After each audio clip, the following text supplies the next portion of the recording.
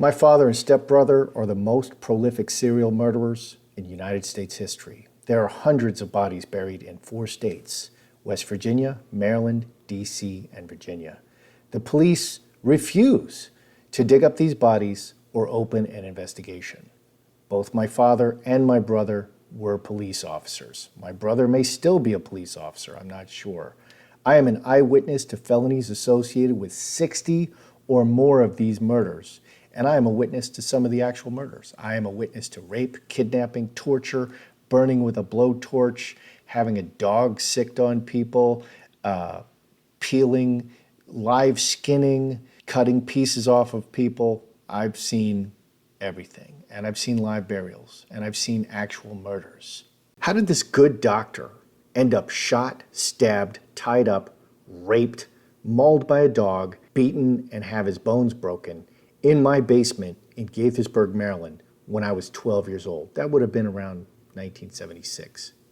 Surrounded by my father, his police gang members, my mother, my sister, Gigi Treson, and the dog. My father ended up cutting off the top of this man's skull with an electric saw while he was conscious and still trying to reason with them. They made Gigi run upstairs and get some spoons, very laughingly sampled his brain while he was still trying to reason with them. This man was shot at the Isaac Walton League. There were 200 witnesses. The crowd gathered there knew my father had murdered this man. It was his gun, and everybody saw that gun, and everybody saw that gun in his possession before the murder. He was caught red-handed. Myself and another boy named Mike, we were standing 12 feet away and saw the entire thing. That crowd was ready to rip my father apart, and they were laying hands on him when the police arrived. Not only did my father get away with it, this man ended up in our basement 30 minutes later for more torture, for more rape, for more beating, for stabbing. This is the story of how that happened. Strap in, because it gets a lot crazier. So my father hired a boy my age in my class, Chuck, to murder me. He was a boy who lived down the street. He gave him a large fixed blade hunting knife, and right before we went to the Isaac Walton League, he rehearsed with Chuck to grab and stab. He told Chuck, get a good grip on him with his left hand, and then just plunge the knife into me over and over and over until I was dead. He told him he would pay Chuck $500 cash to murder me, and he showed him the money. He actually brought the money with him. Now, it would only be half as much if I didn't die. So that's the deal. That's why my father brought me that night. This is a week or so after the deer hunting murders with the Tanner and Boss Hogg. And Chuck was one of the 6 boys ushered into my room when I was starving and kept naked for 24 hours in the freezing cold before we went deer hunting, and all those people, 3 people, died. And when the 6 boys were in my room, 6 boys plus Gigi Treson, Chuck was the boy with the knife. He held the fixed blade knife, and he was supposed to stab me. They were going to rape me and kill me, and Chuck was going to stab me. Chuck didn't do that. I ended up punching them all. That's a different video. I already published that. So within 20 minutes of arriving, okay, we went downstairs. There was a huge meeting upstairs. Chuck grabbed me in front of another boy, Mike. So thank God that Mike was there, because he was on my side. He was my friend, and he didn't like Chuck at all. He liked me. Me and Mike were friends. So Chuck grabbed me, and he tried to do the grab and stab, just like he was told. I ended up knocking him on the ground. I stomped on the hand with the knife and kicked the knife away. That's how I got. If you think that's fantastical, I've been attacked with a knife probably more than 200 times. I've never been stabbed. There's a lot of defenses you can use against a knife, and I think I know all of them at this point. Chuck ended up punching me in the mouth and breaking my bottom front tooth. So I got a broken lip, and I had blood in my mouth, and I had a broken tooth. Mike helped break it up. Mike actually wanted to stab Chuck with the knife because we got control of the knife, and he really wanted to stab Chuck with the knife. So I went upstairs, and there's this huge meeting, and I show my father my broken tooth and my broken lip, and there's blood in my mouth. And it's packed to the gills. Okay, it's standing room only. Men were overflowing 10 deep outside the door in the freezing cold. Okay, it's a big meeting. And my father and this Jewish doctor had seats right next to each other in the second row. Okay, so they had good seats. and everybody else was standing, and there were more than 200 people there. And I said to my father, I showed him my tooth. I said, Chuck broke my tooth. My father, he wouldn't look at me. He just literally, without looking at me, he just backhanded me in the face, very lightly, like, get out of here. Get out of here, I'm busy. And so I went right back. I said, look, Chuck broke my tooth. And finally he looked at me and he said, then tell Chuck to finish the job. Now get out of here or I'm going to do worse to you. And so he grabbed his gun at his waist. He always carried a gun. Why? Because he was a cop. And he was threatening me with the gun. Well, I get threatened with that gun every day, and I literally didn't care. I could tell the crowd was on my side, and I was like determined that my father, for one time in my life, he's gonna actually be my father. He's gonna act like my father, because I'm sick to death of this guy. And I went right back to him and I said, look, he broke my tooth. Look at it. My father literally got up, grabbed me by my skinny little neck, and started punching me in the face. Then he pulled his gun out, put it to my head, and pulled the trigger. Click! And then he racked the slide again, jammed it to the side of my face, and it went click.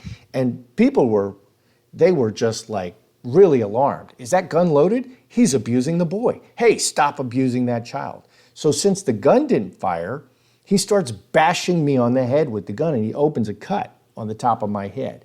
And it's like 10 pounds of sharp metal. It's like being bashed in the head with a sharp rock.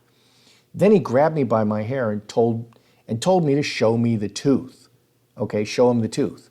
And then he had me by the hair and he was lining up his gun to smash out all my teeth. So that's when I started punching him. I punched him in the face like 12 times in like 4 seconds. And I'm 70 pounds. I'm 12 years old, I'm 70 pounds. He's 175 pounds, okay? And he's fat, he's got a big belly. He actually swayed like a drunk. And if I hit him 1 or 2 more times, I actually would have knocked him out, little 70-pound kid. So the Jewish doctor, and he stumbled back. So the Jewish doctor's sitting right next to him. And my father, he starts screaming like he's gonna kill me. And the Jewish doctor, he's taller than my father. He's a long, tall person. And he gets up and grabs him in a bear hug, okay, from behind. And then like 3, 4, 5 other guys run over and grab my father because he's gonna kill me now. He's got blood all over the front of his shirt because I opened up his nose. So my father, he screamed and he thrashed in their hands, and he was, screaming that he's going to kill everybody and they better get off of him, and they took his gun away and then they grabbed his knife away, and he's like, oh shit. And suddenly he just calms down. He just completely calms down, like flipping a switch. No, everything's fine. You have to give me back my gun. You have to give me back my knife. I'm a cop. You're going to kill the boy. No, everything's fine. Thank you. And he thanked the doctor for stopping him. I escaped downstairs, okay? And my friend Mike, he's like shaking. He's like, your father is crazy. I thought my father was crazy. Your father is crazy. We need to get out of here. So, and I didn't see Chuck anywhere. Chuck was, hiding somewhere because I was trying to get him in trouble, which is what should have happened. So me and Mike, we decide we're going to steal the car because my father always leaves the keys in the car. So me and Mike, we reconvene downstairs, and Mike has a plan, okay? This is a kid who has thought about running away quite a bit, and he's got a full plan. He's like, we're gonna steal the car, we're gonna go straight over to his house, we're gonna grab some cash and get some knives and run away. Why? Because his dad is upstairs. As long as we can get to his house before his dad gets there, he knows where the cash is and where the knives are. So we're like, okay, it's a plan. This is gonna be great. So we go right out the back door to loop around because they're in the front. And we're gonna get to the car's in the front, it's in the gravel lot. So right at that moment, the meeting is adjourned, okay, right as we're going out the back door. Why? Because several of the guys who grabbed my father, they called the police to have my father arrested because he's crazy, okay? He's all bloody, he was trying to kill me with the gun, he was bashing my head, I got my tooth, everybody wanted my father arrested. My father's police gang members show up and they won't arrest him. So the police show up, and of course it's my father's gang members, but nobody else knows this. They're wearing the police uniforms. So people think they're the police, okay? And there was like 5 main guys who grabbed my father, took his gun, took his knife. They may have even like punched my father or put him in a headlock or choked him a little bit because he was crazy. My father was crazy, he was trying to kill me. and he had a gun and he had a knife. Okay, so as soon as the police show up, these 5 guys, they're very vocal. He was trying to kill the boy, and I was there, and they're asking me. My father simply says, he just says the same thing every time, because it literally doesn't matter what he says. He just says, he threatened me. And he points at these guys who are accusing him. And Babyface Cop, the first gang member, he says, who? Which one? And he just points at them. He says, them. They did.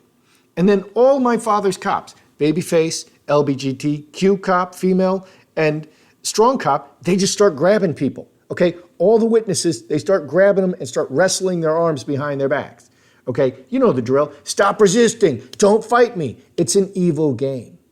Okay, it's like a vaudeville act. So they end up letting all of them go except the one guy, the most vocal guy, who's a young man who said he was abused by his father, and he doesn't like what he sees my father doing to me. And then the other thing that my father's gang does is they put words in my mouth. They separate me from everybody else, okay? And very often, actually, my father will yank my pants down, put a knife to my throat, put a gun to my head, and sick the dog on me and rape me and then put words in my mouth. But he didn't do that here. So they separate me, and the cops are holding me over there, and they're putting words in my mouth. So what happened? I said, well, my father's trying to kill me again. He put a gun to my head. He was trying to murder me. Babyface Cop is standing right there, blocking so people can't see me because he's 5 times my size. I'm 70 pounds.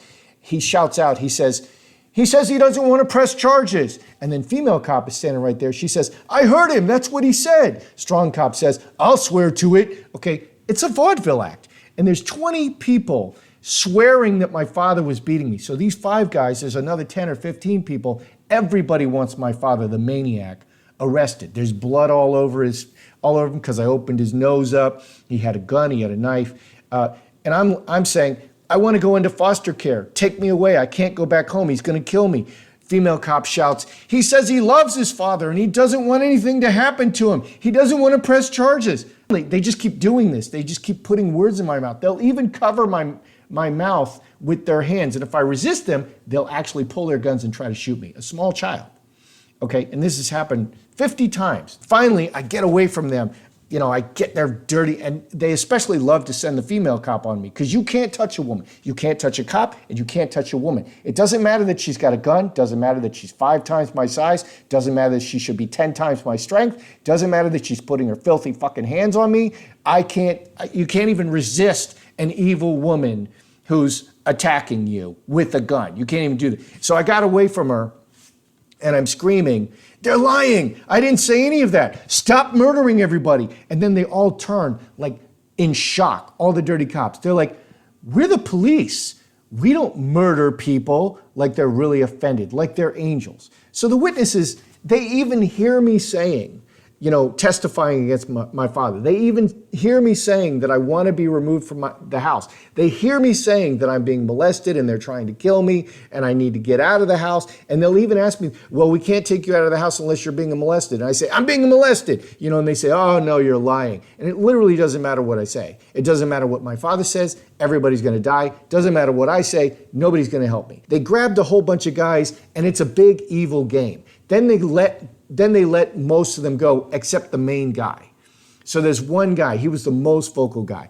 Good looking guy, young guy, he was like in his late 20s, black hair, 6 feet tall. He came with, and some of these people were his friends. They came like 3, 4, 5 of them. Okay, so Babyface, he takes him out, the perp walk. The arms are handcuffed behind the back, and he's like wrestling him like it's really difficult. The guy's complying, okay? And you hit him, and you say things like, stop resisting. The man's not resisting. He's just beating the guy with his hands behind his back. So he gets him out to his car. His car is out there in the gravel parking lot. Victor follows him out, his head down, raging like an animal. He's got his gun at his side. He's ready. As soon as he gets the guy to his car, now his friends come out the entrance and they're watching to make sure he's not abused too much by Babyface, because Babyface is going to take this guy in, my father's gang member. I can't tell you how many people Babyface has put in that car and were never seen again. I can't tell you. I can't count that high. I'm just a CPA with 25 years experience, but I can't count how many people babyface cop has put in that car in with me witnessing, and they never came back. Okay, he murdered them. So he gets to the car and he puts the guy, hands behind his back on the car. Okay, and of course, Victor immediately gets in his face, nose to nose, and he's threatening. He punches him in the face a couple of times. This is punk stuff. The guy's hands are behind his back. Okay, and the guy, he just moves his head, and I think he even headbutts my father one time. This enrages my father. My father pulls out his gun. The man is handcuffed. He's in the custody of the police officially, and he shoots him twice right there at the car. He shoots a handcuffed man in front of witnesses at the car at the Isaac Walton League in Gaithersburg, Maryland. And his friends were at the door watching this. They saw it. I saw it. I was right there. My friend Mike saw it. We both saw it. Babyface throws up his hands like, oh my God, the paperwork this is going to take. He doesn't care about the guy. He's like, oh my God. And he says, how am I going to explain this, Victor? And Victor's like, you'll figure it out. My father's like the ultimate tough guy. Everything is your problem. Then Babyface, he even says, I might have to arrest you, Victor. And Victor goes back into, if I go in, you go in, we're all going to go down together. Babyface is his good friend, and he appeals to him because Victor gives Babyface the ability to play out his serial killer fantasies. He's raping and murdering children and torturing women and you name it. They're just murdering people like it's Walmart. They're the Walmart murderers. They're murdering everybody. So they end up just putting this guy in the trunk. Okay, he's bleeding, he's been shot, he's unconscious. When you shoot somebody twice in the chest, they go unconscious. They almost never die. This guy did not die. The other two cops saw it, strong cop and female cop, and all the cops, they race away from the scene.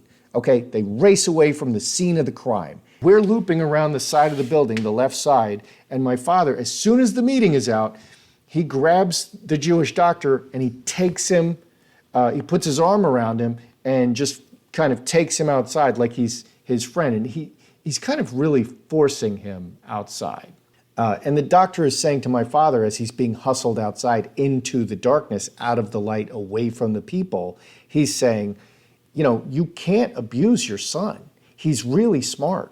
Okay, and what that says, this Jewish doctor, who was really a brilliant guy, he had 2 medical degrees, one from his home country, which is either Czechoslovakia, I don't think it was Poland, we're Polish. He was a Jewish guy, which doesn't mean he's not Polish, because a lot of Jews were Polish. I think he had sort of a Polish-sounding name, but he was either from Ukraine or Czechoslovakia, one of the Eastern European countries. Anyway, he had 2 medical degrees, really brilliant guy. He knows that I got these extraordinarily high test scores. I don't even know this guy's name. And so it is common knowledge around our little town. Gaithersburg was like 12,000 people at the time, and now it's like 300,000. Literally everybody knew about my scores. The doctor, he's saying, look, I'll take the boy with me tonight. I'm a little concerned about him. He can stay at my house with my children. I'll take care of him. I even called my wife. She's on her way. We'll just keep him for a couple of nights. We'll figure it out. I'm your friend, Victor. I'm your friend. We're not doing anything. We're not calling anybody. I'm your friend. We'll figure it out. And so my father, he's got his hand on him the whole time. He pulls his gun out, puts it right to the side of his head, and pulls the trigger and shoots him right in the head. And then he's holding him up with his hand, turns him to face him, puts the gun right over his solar plexus, really, and pulls the trigger. So he shoots him in the head, and he shoots him right in the chest. I swear he couldn't have missed his heart by more than a millimeter. He just drops like a sack of potatoes. Me and Mike, we're standing right there on the left side of the building. There's guys everywhere. It was standing room only. There's groups of guys in the front, in the cold. They're in everywhere. There's people everywhere. They hear the gunshots. They immediately know. My father was caught red-handed. We're right on the left side, just 10 feet away, and it's pitch dark where we are, and my father had stepped out of the light. He pulled him over by the gravel lot, off the gravel lot, away from the building when he shot him. We're just like 10 feet away in the pitch darkness on the side of the building, crouching down, and the ground slopes Okay, so if you look straight ahead, you're looking over our heads, you're not looking at us, and it's pitch dark. So Mike gasped, and I think he retched when he saw my father shoot the doctor. My father heard it, he peers in, and he dropped the gun. As soon as he shot him, he dropped the gun, like, I didn't do it. So he picks up the gun again, he peers into the darkness, he sees me, takes 3 giant steps, puts the gun right to my chest, and pulls the trigger, and the gun didn't go off. Well, that's it for part 1. There's a lot more to come. The doctor is shot in front of 200 witnesses. My father, he attacked me and assaulted me with a gun in front of witnesses. There's a young man with a new wife and a tiny little infant baby who was just born. This man is bleeding out in the trunk of Babyface Cop's police cruiser. How is Victor going to get out of this? Stay tuned for part 2 of this story posted later this week. And remember, all of this happened, and I've identified the locations where the bodies are buried. Dig up the bodies, follow the money.